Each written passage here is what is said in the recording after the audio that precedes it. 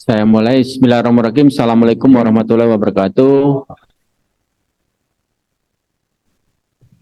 Selamat siang semuanya. Terima kasih kehadirannya. Yang kami hormati Prof. Agnes dari Universitas Hasanuddin, Pak Kahar, teman-teman semua. Ini teman-teman kita perkenalkan nanti secara juga diperkenalkan. Ibu memperkenalkan sendiri. Jadi Prof. Agnes ini adalah dari Universitas Unhas, ahli pangan, terutama bagaimana cara menanam sagu. Nanti banyak cerita. Jadi nanti kita kami perkenalkan Prof. Agnes. Di sini ada teman-teman dari BPSDM Regional Makassar, BPSDM Kemendagri Regional Makassar. Ini merupakan dari satu kesatuan BPSDM di Kementerian Dalam Negeri, yang mana kami mempunyai wilayah 14 provinsi wilayah kerja kami, terutama Sulawesi, Gorontalo, Maluku, Maluku Utara, Papua, Papua Barat, dan 4 Papua yang baru. Semua ini wilayah kerja kami. Dan ini ada teman-teman staf dan teman-teman Widya Iswara yang ada 15 orang, dan teman-teman fungsional yang lain, teman-teman tenaga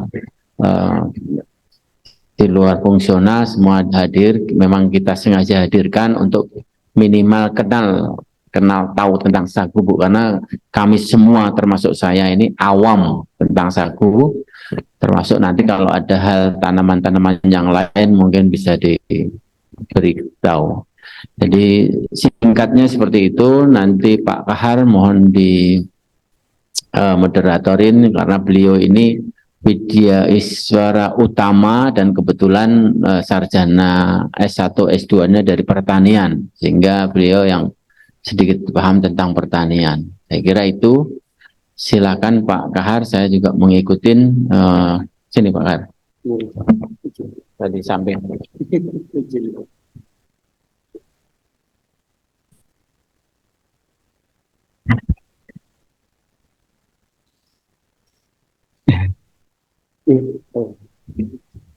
Izin ya, Bapak Ibu. Baik, Assalamualaikum warahmatullahi wabarakatuh. Selamat sore, udah jam 2. Salam sejahtera buat kita sekalian. Salam.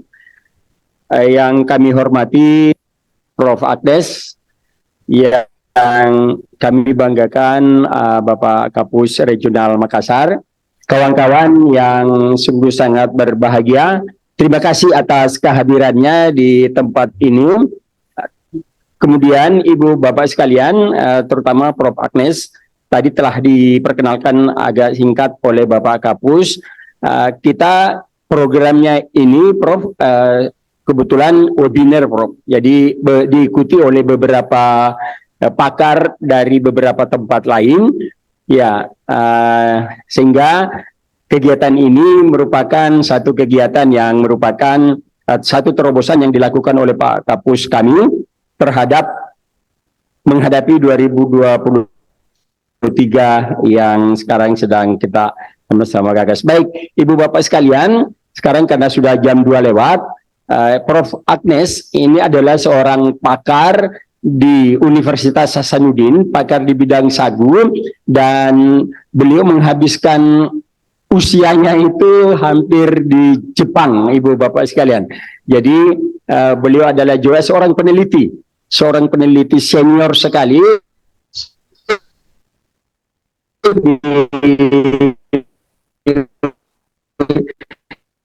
di Universitas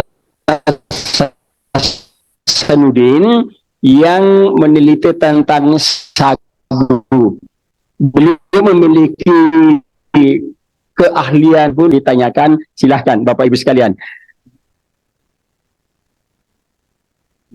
Oh iya, jadi Ibu Bapak, terutama kepada Prof. Agnes, kami laporkan bahwa di Zoom ada juga Profesor Bambang, seorang pakar di bidang sagu dari IPB, dan kawan-kawan lain yang mengikuti webinar ini. Baik, Ibu Bapak sekalian, apa yang ingin kita capai dalam kegiatan ini adalah bagaimana persepsi kita kita samakan sehingga ke depan sagu merupakan penggerak ekonomi bangsa. Nah, Ibu Bapak, Kementerian Dalam Negeri memiliki tugas bagaimana meningkatkan pengembangan aparaturnya di pemerintah dan pemerintah daerah. Inilah yang ingin kita sentuh sehingga aparatur-aparatur kita yang kita persiapkan untuk mengembangkan ekonomi bangsa ini mampu memahami inovasi-inovasi yang terbaik. Salah satu inovasi yang akan disampaikan oleh Prof. adalah bagaimana pemanfaatan sagu berbagai segi. Itu sedikit pengantar dari kami. Baik, Ibu Bapak sekalian, oleh karena itu sekarang sudah jam 2 lewat, silahkan kepada Prof. Agnes untuk menyampaikan apa-apa yang kira-kira menurut Ibu dan Bapak sekalian di dalam pertemuan ilmiah ini seperti itu dapat kita pahami. Baik, izin Pak Kapus, izin Prof, silahkan Prof. Oh, iya maaf Pak Kapus, tadi saya kirim file ternyata keliru. Bagaimana saya menampilkan filenya untuk yang ikut? Salah Pak, maaf. Saya boleh punya waktu untuk iya, langsungnya mudah ya. Salah kirim. Ya, ya. Saya mungkin ikut Zoom aja langsung. Sambil saya cari lagi yang benar Pak ya. Saya salah kasih nama.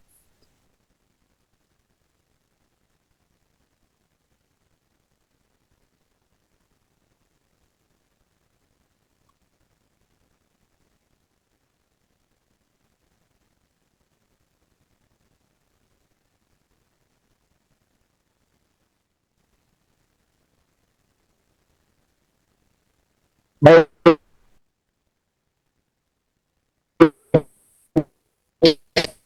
menunggu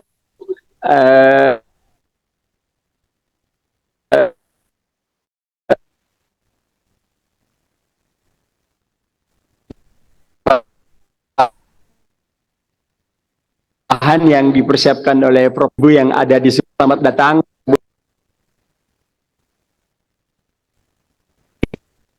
Tahu?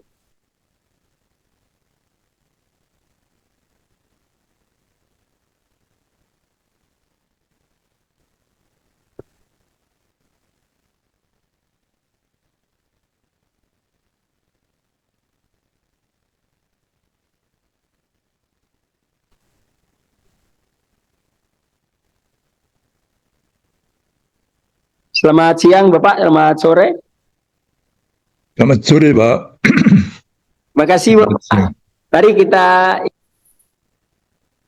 dari Prof. Agnes yang akan menyampaikan tentang sagu sebagai salah satu yang akan kita andalkan sebagai penggerak ekonomi bangsa. Silakan Bapak, kalau ada yang mau menyapa dulu, Prof. Bambang. Baik, terima kasih Pak Kahar. Kebetulan kami juga koleganya dengan Bu Agnes. Awal Desember kami juga ke Unhas membahas tentang sagu juga. Alhamdulillah ini langsung ditindaklanjuti oleh Pak Kapus. Nah, memang kalau saya lebih ke pangannya, tapi kalau Prof. Agnes lebih ke hulu. Lebih banyak bagaimana teknik budidaya dan lingkungannya dan segala macam. Kalau saya mungkin lebih ke apa sih manfaat sagu ini, kemudian bagaimana terhadap kesehatan, bagaimana menggerakkan ekonomi, karena dari sagu ini bisa dibikin mulai dari mie, beras, termasuk juga gula. Nah, dengan demikian, apabila inovasi ini bisa kita kembangkan di 14 provinsi yang memiliki sagu, saya kira akan membantu menggerakkan ekonomi di 14 provinsi tadi yang memang ada potensi sagunya. Mungkin sepintas begitu Pak. Nah, sambil nunggu Prof. Agnes, Iya Bapak. Sebagai informasi, ternyata sagu ini sangat luar biasa. Ya, Bapak. Kami meneliti sagu sejak tahun 80, Pak Kahar. Mungkin Pak Kahar masih kecil ya. Siap. Ya, jadi saya hampir 40 tahun menggeluti sagu, terutama untuk teknologi pangannya, terutama hilirisasi begitu. Nah, di satu pihak, Prof. Anes ini lebih mendalami beliau kan ahli tanah, kemudian di hulunya tentang bagaimana budidayanya dan segala macam. Nah, mungkin nanti kita bisa saling sharing tentang sagu ini sehingga masing-masing saling melengkapi. Selamat siang, Prof. Anes. Salam sehat.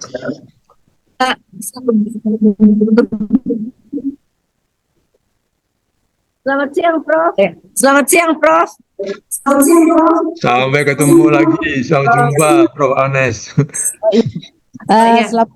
Selamat siang, Prof. Bambang. Terima kasih sudah mengenalkan saya pada Pak Sugiarto ini, sehingga saya mengenal juga Balai Diklat. Terima kasih, Pak. Terima kasih. Sama-sama, Prof. Anes. Mengenalkan sagu di daerah kami ini. Saya berharap banyak sebenarnya dari program ini. Mudah-mudahan bisa terwujud, Prof. Ya, terima kasih Pak Bambang. Ya, silakan Prof. Ini dulu disampaikan dulu ininya, makalahnya. Tidak, Prof. Bambang, tolong saya menjelaskan dulu sambil saya cari filenya hilang, Prof. Oh, baik. Baik, ya. Bantu dulu, Prof. Siap.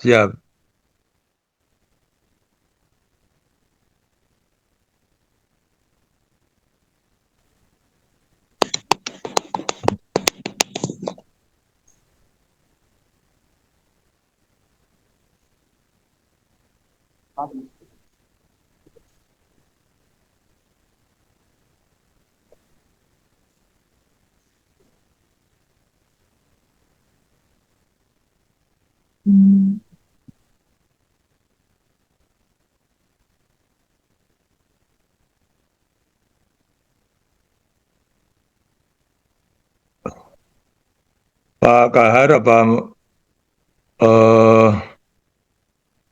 Siap, Prof. apakah sambil nunggu kami bisa menyampaikan yang kemarin saya di Makassar kah? Atau bagaimana? Sebentar, Prof. Mungkin nanti melengkap. Baik. Oke, ya. Siap. Oke, baik. Ya, silakan Prof. Agnes. Ya, sebentar, Prof. Ya, share ya. Ya.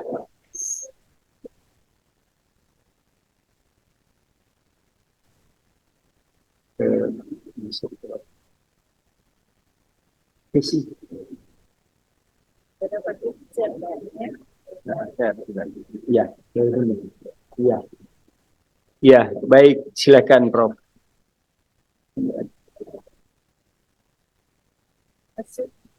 Oke, Prof. Dibesarkan, Prof. Saya sebenarnya ada judul yang sudah saya ketik, tapi saya berpindah ke file yang lain. Ini sebenarnya judul yang saya gunakan sebelumnya, Bangga Punya Sagu. Walaupun ada judul kemarin saya sudah siap bersama Pak Sugiarto. Jadi saya langsung saja memulai tentang sagu ini.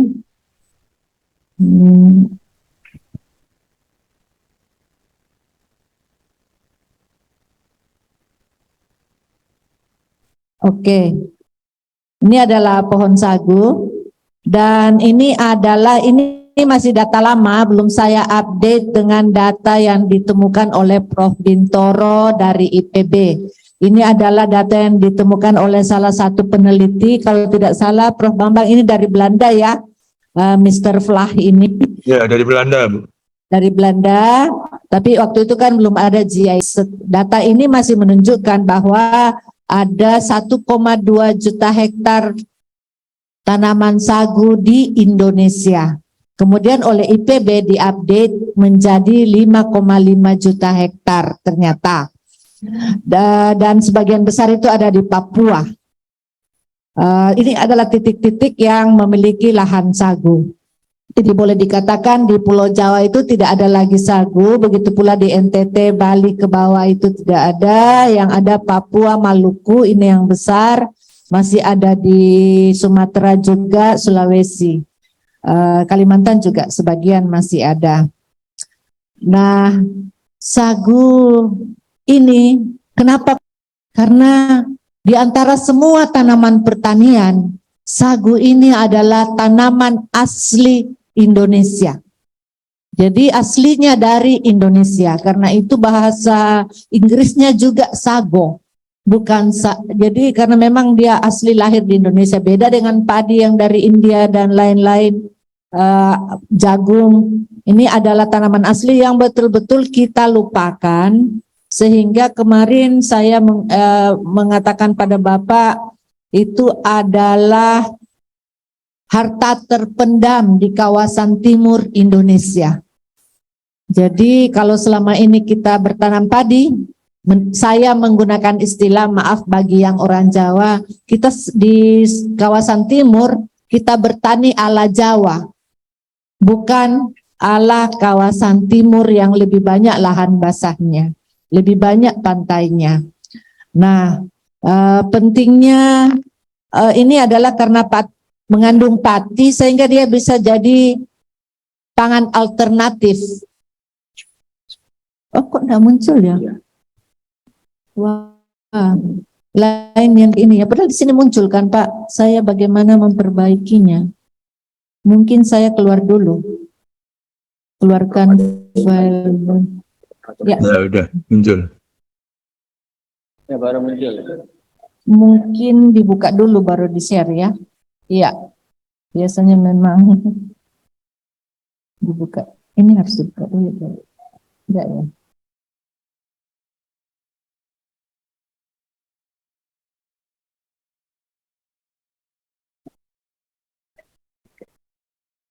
Besarin di atas. Biasanya saya buka dulu, jangan ini, di sini dulu. Ini di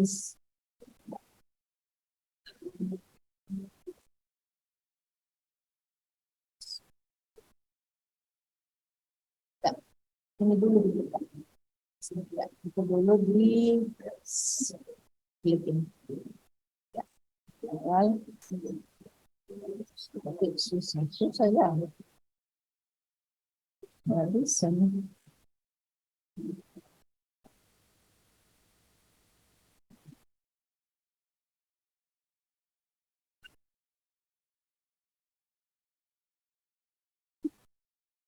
Ya, udah muncul. Oke.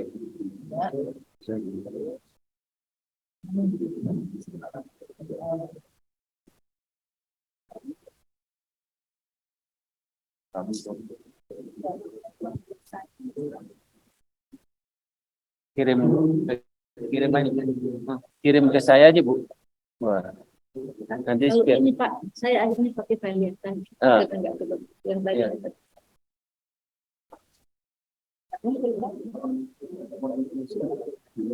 Ya, tapi bagaimana?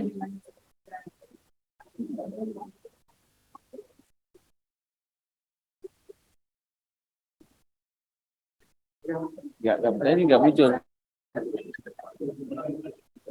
File tadi itu.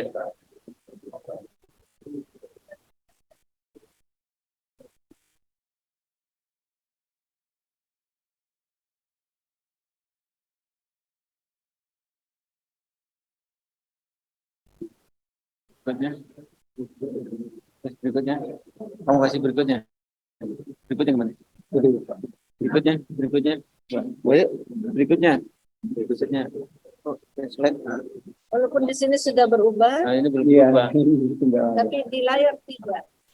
Ya, kirim aja, kirim yang tadi. Sudah Pak, itu pakai yang tadi aja. Yang pakai tadi deh. Coba Yang tadi tak kirim. Udah. Ya. Jadi gitu file itu aja. Pakai itu aja. Itu aja bisa. Ya. Sambil saya lanjut saja, kita perbaiki tampilannya. Sementara saya tampil tanpa slideshow dulu sambil diatur. Iya.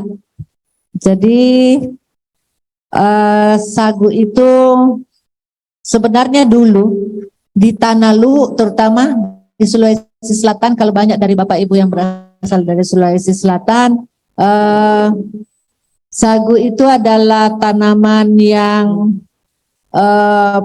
dia pati hampir 100%. Sekarang kita sebut pangan alternatif. Dulu itu pangan utama. Kita bisa makan sagu, dange atau kapurung saja tanpa memakan nasi. Tapi sekarang sudah sulit. Bahkan orang-orang yang punya pohon sagu pun harus makan nasi baru merasa kenyang. Ini tantangan pertama kita. Kemudian jadi dia berfungsi untuk ketahanan pangan. Kalau tidak ada beras, pasti masih hidup kalau punya sagu. Kemudian dapat juga menjadi substitusi tepung terigu yang gandumnya sebenarnya diimpor. Kemudian di Unhas kami sekarang sedang meneliti bagaimana mengolah sagu menjadi gula cair. Kami sudah dapat bantuan peralatan dari Kementerian Pertanian untuk memproduksi itu. Ilmunya juga sudah ada, tinggal mengoperasikan alatnya sambil menunggu gedung pusat penelitian sagu dunia yang akan dibangun. Kami juga sudah dapat dananya dari Kementerian Pertanian. Kemudian sekaligus ini berfungsi ekologis hutan. Jadi bisa dihitung sebagai hutan. Tanam makanan tapi dihitungnya juga sebagai hutan. Biasanya kalau kita mau buat tanaman pangan, kita harus membabat hutan. Ini tidak, kita tanam tanaman pangan, kita dapat hutannya. Kemudian masih tanaman ini juga sangat serbaguna, mirip kelapa, bahkan lebih dari kelapa. Daunnya bisa untuk atap sirap yang bagus itu adalah yang dari sagu, tahan lama sampai puluhan tahun. Beda dengan yang dari pohon nipah. Ini adalah kelebihan sagu. Kemudian ini yang ketika diskusi dengan Pak Kapus juga adalah tentang kedaulatan pangan dan ketahanan pangan. Mungkin banyak dari kita belum terlalu paham apa bedanya ketahanan dan kedaulatan. Ketahanan itu adalah tersedia pangan dan kita mampu mengaksesnya. Termasuk mengimpor, itu masih ketahanan pangan. Kalau ada yang mau jual berasnya ke kita dan kita punya duitnya, kita masih diklasifikasikan ketahanan pangan, memiliki ketahanan pangan. Tetapi berdaulat itu lebih tinggi tingkatannya. Kita memberikan hak untuk masyarakat, atau ini adalah kemampuan masyarakat memilih pangan apa yang akan mereka miliki dan ada di daerah lokal. Jadi lokal, orang Luwu pernah cerita pada saya, zaman perang mereka tidak pernah kesulitan makanan karena mereka punya sagu. Jadi tidak perlu, walaupun ada perang baru-baru ini seperti Ukraina dengan Rusia ya, Pak Jokowi sampai harus menembus medan perang hanya untuk bernego supaya kita mendapatkan kiriman terigu.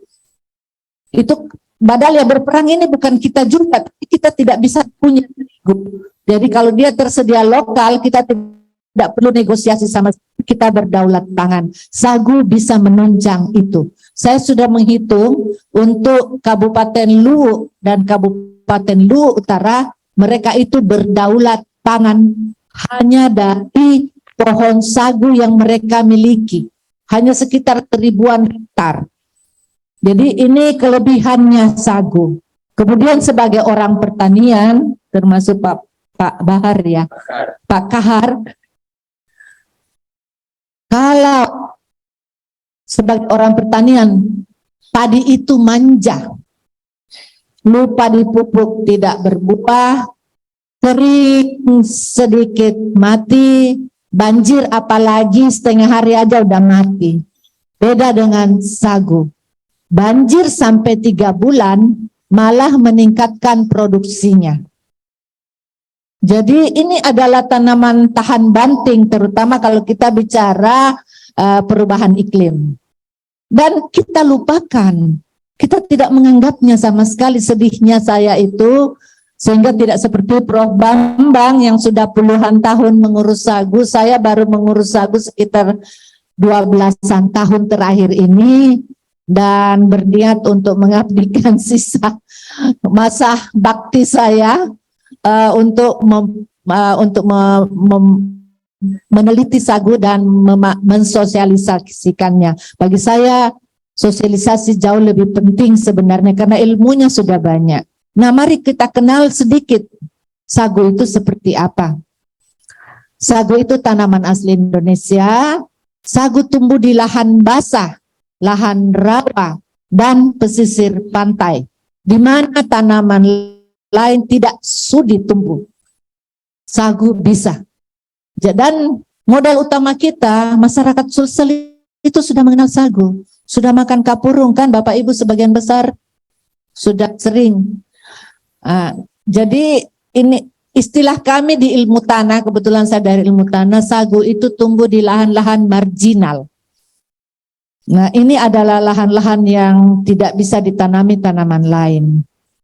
Kemudian inilah sagu. Kalau Bapak dan Ibu bisa lihat di kiri ke kanan, ini umur 1 tahun.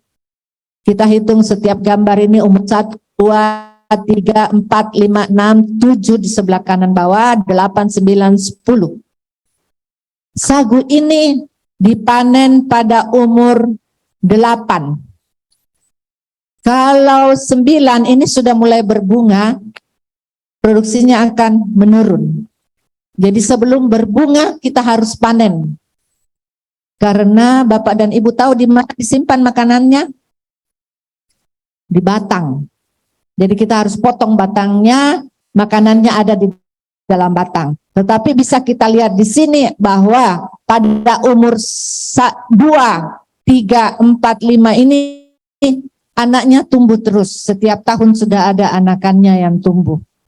Jadi itu berarti walaupun kita menunggu 8 tahun untuk panen pertama, tapi tahun-tahun berikutnya tidak perlu tanam lagi, itu sudah bisa panen setiap tahun. Nanti saya jelaskan sedikit panennya itu seperti apa.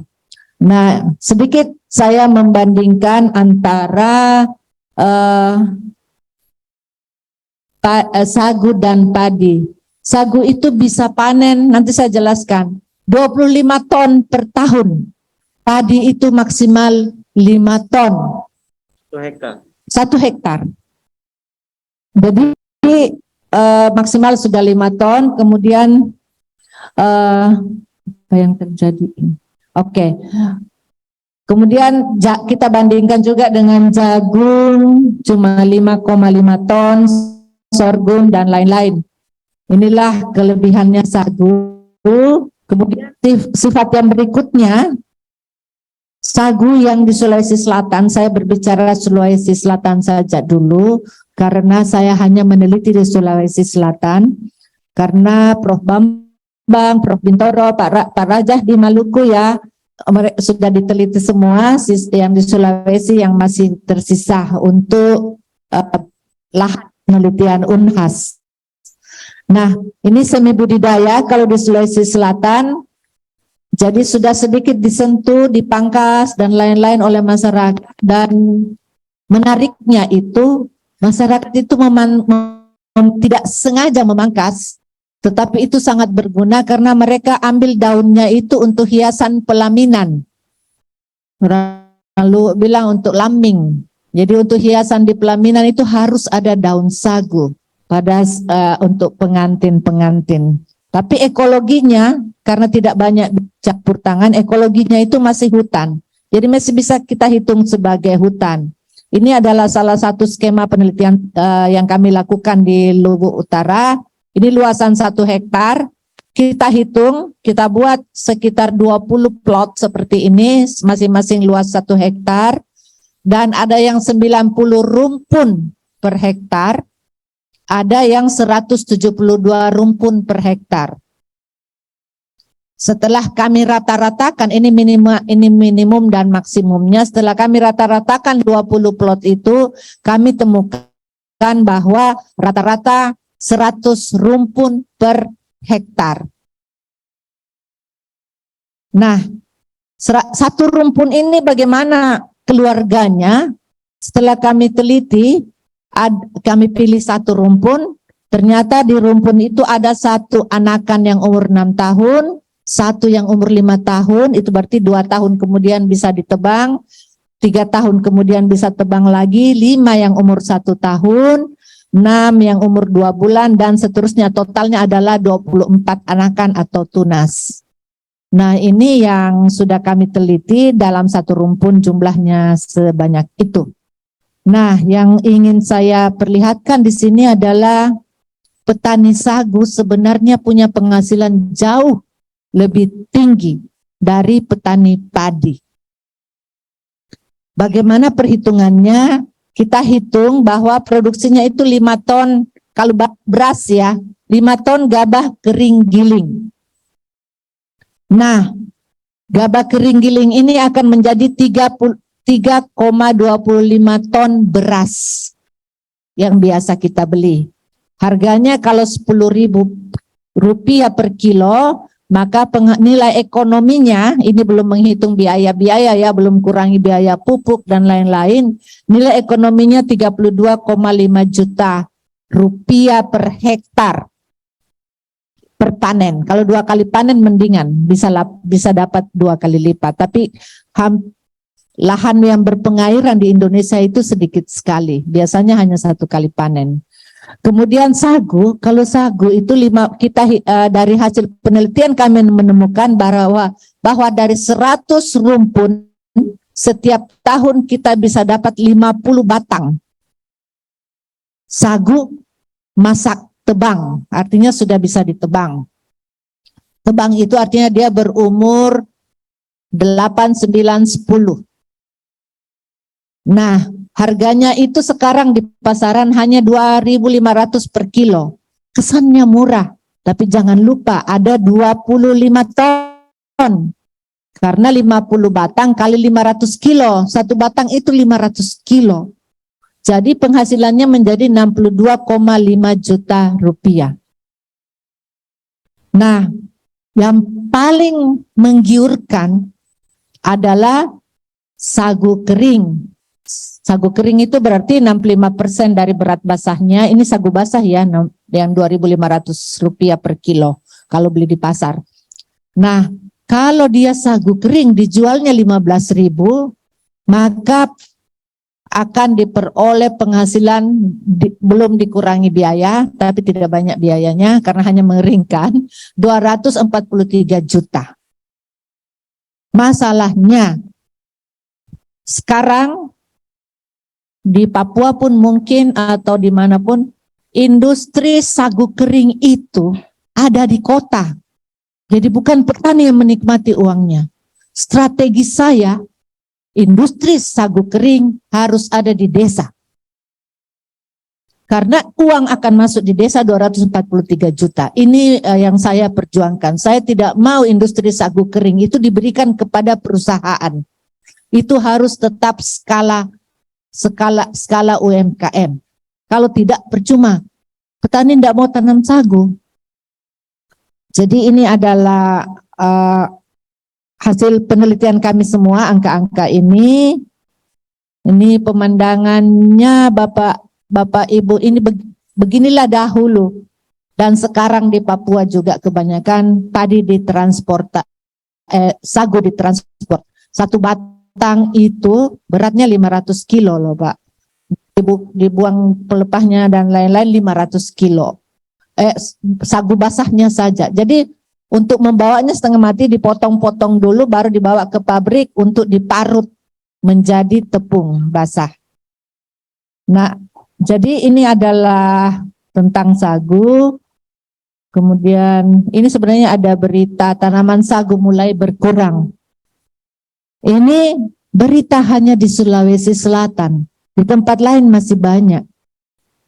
Karena Sulawesi Selatan lahan sagunya itu mudah diakses. Jadi dulu berubah jadi tambak, kemudian berubah jadi jeruk. Banyak yang kenal jeruk Malangke kan? Kemudian berubah lagi jadi kakao. Sekarang saya sangat khawatir karena berubah menjadi lahan yang dikembangkan jadi perumahan. Ini akan melibas sagu dengan cepat. Karena kalau sagu sudah ada di situ, lama-lama endapan datang, sehingga lama-lama ini memang bisa ditempati oleh manusia. Nah, ini adalah masalah kita karena harta kita sekarang sudah menjadi rumah. Nah, tahapan penelitiannya itu kita mulai dulu dari potensi, inventarisasi potensinya, kemudian pembibitan dan budidayanya. Kita mulai coba apakah kalau pakai pupuk bibitnya lebih cepat tumbuh. Walaupun saya sudah coba juga dan ternyata tidak ada pengaruhnya di pupuk atau tidak. Prof. Bintoro dari IPB sudah berkali-kali bilang tidak perlu dipupuk, tapi sebagai peneliti saya tidak percaya, saya coba pupuk, ternyata tidak ada pengaruhnya. Saya sekarang sedang mencoba bagaimana kalau saat tumbuh, mungkin dia bisa mempercepat bibit. Dan kemudian kita pengolahan kualitas produksi sagu basah, harus lebih higienis cara produksinya. Ini adalah hal-hal yang perlu kita latihkan agar masuk ke supermarket. Kemudian teknik budidaya sagunya pada lahan marginal dan pengembangan industri berbasis sagu. Tapi industri yang saya target adalah industri yang menggunakan tepung kering. Karena tepung keringnya bagi saya mutlak harus diproduksi di tingkat petani atau di tingkat desa.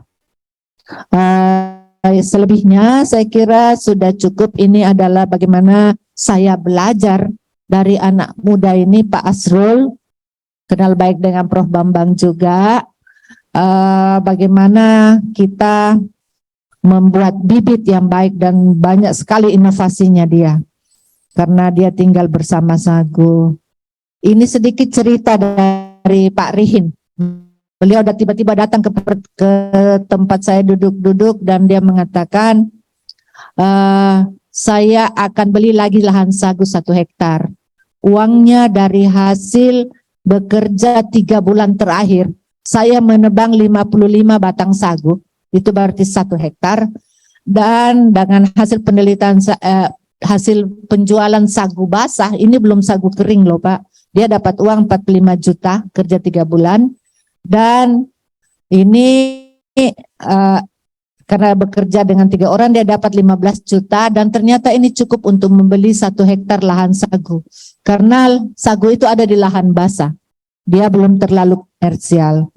Nah, kemudian Pak Muhlis ini juga adalah yang tinggal di daerah yang lebih banjir. Beliau mengatakan bagi saya tidak ada alternatif lain. Sudah gagal dengan kakao, gagal dengan sawit. Saya tidak mau coba lagi, saya akan konsisten pada sagu.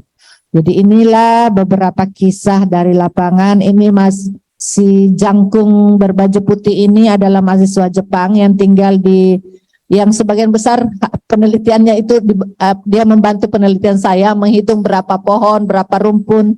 Dia tinggal di 1 tahun di desa. Sulit dapat mahasiswa yang mau tinggal di desa 1 tahun kecuali orang Jepang. Dan dia bekerja dengan baik. Nah, ini namanya pohon industri sagu, bisa jadi apa saja, mungkin sulit dibaca tapi semirip dengan kelapa, bisa jadi atap, bisa jadi kayu bakar, bisa jadi dinding, bisa jadi lantai, belum berbicara tentang alkohol dan lain-lain, sehingga untuk energi juga berlaku, kita bisa buat kompos, makanan ternak dan sebagainya. Ini adalah akan 3 bulan yang lalu di Luwu Utara bersama dengan salah satu 3-4 orang dosen dari Universitas Unanda di Palopo. Peneliti lokal lebih menguasai tentang sagu karena masalah yang saya temukan adalah justru Pemdanya dan universitasnya yang tidak mengapresiasi kehadiran sagu. Ini kesulitannya. Semua orang dengar sagu ya, petaninya miskin, Bu. Siapa bilang? Saya sudah hitung, duitnya banyak. Ya Pak Raja ya, Pak Raja tuh duitnya banyak tuh ngurusin sagu. Jadi saya kira untuk sementara sekian dulu yang bisa saya share. Yang pertama saya ingin bilang begini, sagu itu dulu kita makan untuk supaya kita tidak lapar, kita makan sagu. Sekarang kalau generasinya saya, kita itu arisannya di warung kapurung. Itu berarti entertainment, hiburan. Sagu itu sekarang adalah hiburan. Ke depan, sagu itu untuk kesehatan. Saya kira saya tidak berhak bicara di sini bagaimana untuk kesehatan karena ini bidangnya Prof. Bambang. Yang saya paling yakin adalah untuk yang diabetes. Itu tidak perlu makan nasi, makannya kapurung saja, sagu saja. Karena indeks glikemiknya rendah. Bukan ekonominya yang rendah loh Pak, jadi tidak langsung jadi gula yang kita makan itu. Saya kira sekian Pak Kapus yang bisa saya, Pak Kahar yang bisa saya share. Sagu itu adalah harta karun yang terpendam di kawasan timur. Sekian dan terima kasih. Terima kasih. Mari kita berikan aplaus dulu ke Prof. Agnes. Ya, sangat menarik apa yang dipaparkan oleh beliau, terutama yang terakhir itu pesannya untuk orang diabetes ya. Baik, Ibu Bapak sekalian, izin kita masih ada waktu beberapa menit ke depan. Karena itu ada baiknya kita berikan kesempatan juga kepada Prof. Bambang untuk melengkapi pengetahuan kita tentang sagu ini dan perdak-perdiknya. Kepada Prof, dipersilahkan untuk waktunya Prof.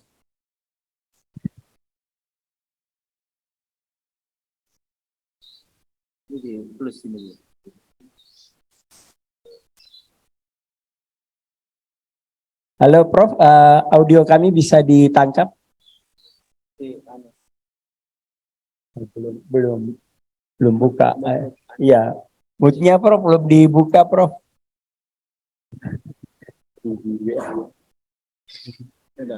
Bentar. Baik, silakan Prof.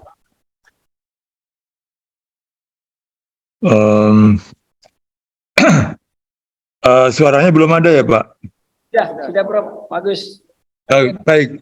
Audionya Yang terhormat Pak Kapus BPSDM dan Pak Kahar sebagai moderator dan Prof. Agnes serta teman-teman sekalian, kami coba sharing ya tentang penelitian sagu yang sudah saya tekuni beberapa tahun ini. Saya merasa terima kasih bisa berbagi tentang apa yang kami miliki, sehingga emosi saya bisa tersalurkan begitu ya.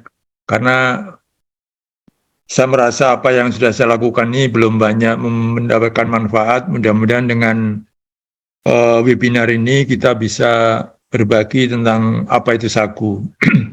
Baik, jadi ini sebetulnya paparan beberapa waktu yang lalu di UNS, tapi ininya sama.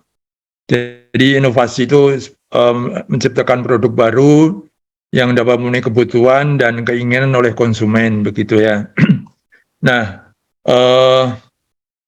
artinya bahwa pengembangan produk ini mulai dari novelty, kemudian pengembangan pasar, ada inovasi, dan ini harus perlu didukung regulasi, dan ujungnya adalah industri. Teman-teman sekalian, ini adalah pohon sagu yang tadi diceritakan oleh Prof. Agnes. Kemudian kalau kita lihat di Papua, ini hampir hutannya sangat luas ya. Jadi tahun 83 saya sudah melakukan survei di Papua. Jadi saya sebagai fresh graduate waktu itu sudah malang melintang di Papua dan kami waktu itu menyewa pesawat yang kecil ya, kapasitas 4 orang, yang di pilotnya pun orang asing. Bapak Ibu sekalian, kalau kita melihat sejarah bahwa di Borobudur itu sebetulnya bukan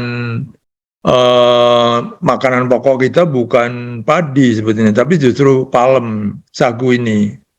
Nah, ini sebenarnya tergambar bahwa relief tanam sagu ini terpampang di Borobudur sebagai sejarah atau budaya yang sudah dilakukan oleh nenek moyang kita. Ini menandakan bahwa makanan kita dulu sebetulnya sebelum nasi itu hadir adalah sagu. Oleh sebab itu kalau orang Jawa bilang sagu, sego itu dalam arti kata nasi, itu awalnya dari sagu sebetulnya. Dan ini sebagai bukti bahwa sagu ini tergambar di Borobudur. Nah, ini beberapa kelebihan yang tadi sudah disebutkan juga oleh Prof. Agnes. Tumbuh di rawa, berkelompok, miskin protein dan lemak, sehingga awet untuk disimpan. Ya, ini berbeda dengan beras atau gandum atau terigu. Gandum terigu adalah kaya dengan protein dan lemaknya. Nah, karena sagu ini miskin protein, sehingga awet, Pak, Bapak Ibu sekalian. Oleh sebab itu sebetulnya negara China itu dia sangat tertarik untuk memborong sagu ini. Dia sudah berhitung, andai kata nih, ada gangguan iklim, ada bencana alam segala macam, kalau kita punya sagu, maka karbohidrat kita akan aman. Ya, misalnya kalau ada perubahan cuaca misalnya ya di Jawa, di Sulawesi begitu ya, iklim